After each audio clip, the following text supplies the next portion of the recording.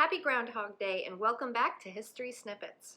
Groundhog Day as we know it goes back over 100 years, but the celebration is actually older than that. It goes all the way back to Germany for a celebration known as Candlemas. During the celebration of Candlemas, it is said that if there is clear weather on that day, which by the way is also February 2nd, then there's going to be a lot of poor weather to come. From there, depending on the region in Germany where you lived, you might have an animal that would make that prediction rather than just the day itself. There are some instances of a bear being the animal, or a fox being the animal, or a badger.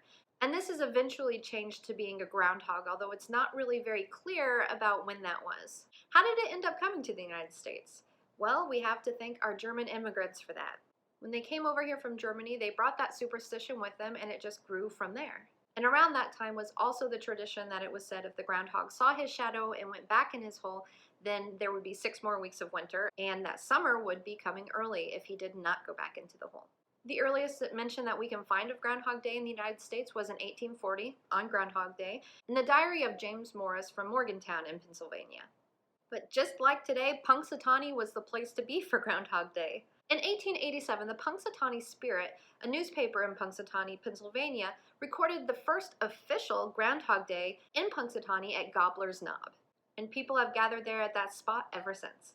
Speaking of the Punxsutawney Spirit, it was their editor, Clymer Freyas, that is credited as the father of Groundhog Day. The beginnings of Groundhog Day in Punxsutawney were actually a little curious because they were started by the Elks Lodge there. And the Elks Lodge wasn't just about having this one-day celebration. They included a hunt with this celebration where they hunted the groundhog for food. As a result of that, the Punxsutawney Groundhog Club was formed in 1899, and they continued that tradition of hunting a groundhog after that for a while, but it really never got popular with anyone else. And just so you know, groundhog apparently tastes like a cross between pork and chicken. Now back to Springfield, because what were we doing with Groundhog Day in the 19th century?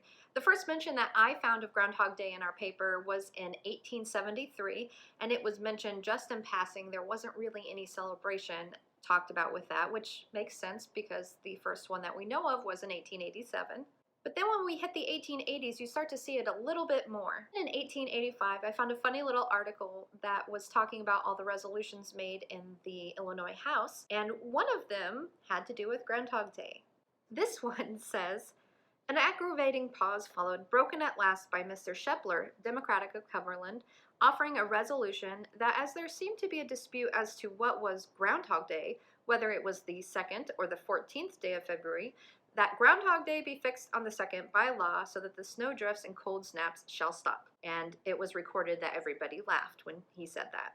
So from 1887 up till today, Groundhog Day has been a tradition happening every year. Even this year, even though they are having to hold it virtually, they are still doing the celebration. And of course, I couldn't leave this video without talking about the movie Groundhog Day.